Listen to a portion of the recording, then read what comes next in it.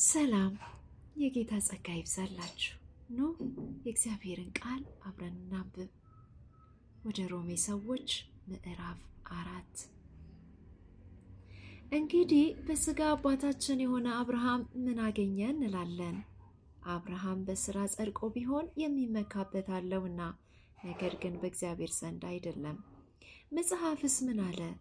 አብርሃም እግዚአብሔርን አመነ፣ ጽድቅም ሆኖ ተቆጠረለት።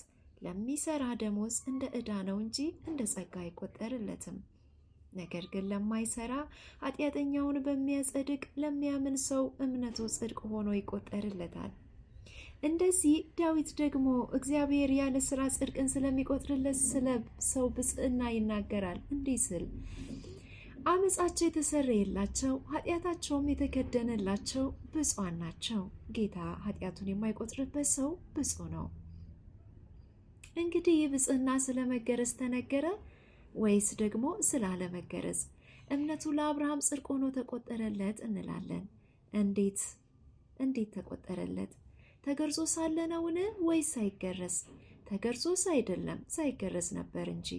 ሳይገረዝም በነበረው እምነት ያገኘው የጽድቅ ማህተም የሆነ የመገረዝን ምልክት ተቀበለ። ይህም እነሱ ደግሞ ጻድቃን ሆነው ይቆጠሩ ዘንድ ሳይገረዙ ለሚያምኑ ሁሉ አባት እንዲሆን ነው። ለሚያምኑ ሁሉ አባት እንዲሆን ነው። ለተገረዙት አባት እንዲሆን ነው። ይኸውም ለተገረዙት ብቻ አይደለም፣ ነገር ግን አባታችን አብርሃም ሳይገረዝ የነበረውን የእምነቱን ፍለጋ ደግሞ ለሚከተሉ ነው። የዓለምም ወራሽ እንዲሆን ለአብርሃምና ለዘሩ የተሰጠው የተስፋ ቃል በእምነት ጽድቅ ነው እንጂ በሕግ አይደለም። ከሕግ የሆኑትስ ወራሾች ከሆኑ እምነቱ ከንቱ ሆኗላ። የተስፋው ቃል ተሽሯል፣ ሕጉ መቅሰፍትን ያደርጋልና፣ ነገር ግን ሕግ በሌለበት መተላለፍ የለም። ስለዚህ ከሕግ ብቻ ሳይሆን ከአብርሃም እምነት ደግሞ ለሆነ ለዘሩ ሁሉ የተስፋው ቃል እንዲጸና እንደ ጸጋ ይሆን ዘንድ በእምነት ነው። እርሱም ለብዙ አሕዛብ አባት አደረግኩ ተብሎ እንደተጻፈ ለሙታን ሕይወትን በሚሰጥ የሌለውንም እንዳለ አድርጎ በሚጠራ ባመነበት በአምላኩ ፊት የሁላችን አባት ነው።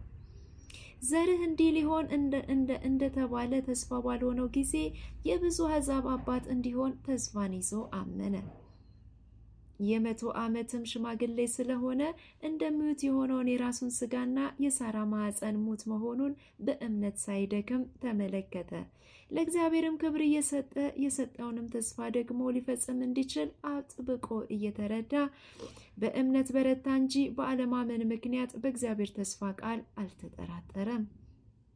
ስለዚህ ደግሞ ጽድቅ ሆኖ ተቆጠረለት። ነገር ግን ተቆጠረለት የሚለው ቃል ስለ እርሱ ብቻ የተጻፈ አይደለም፣ ስለ እኛ ነው እንጂ።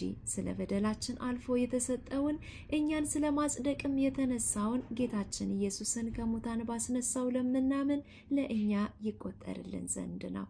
ክብር ለእግዚአብሔር ይሁን። ጸጋ ይብዛላችሁ።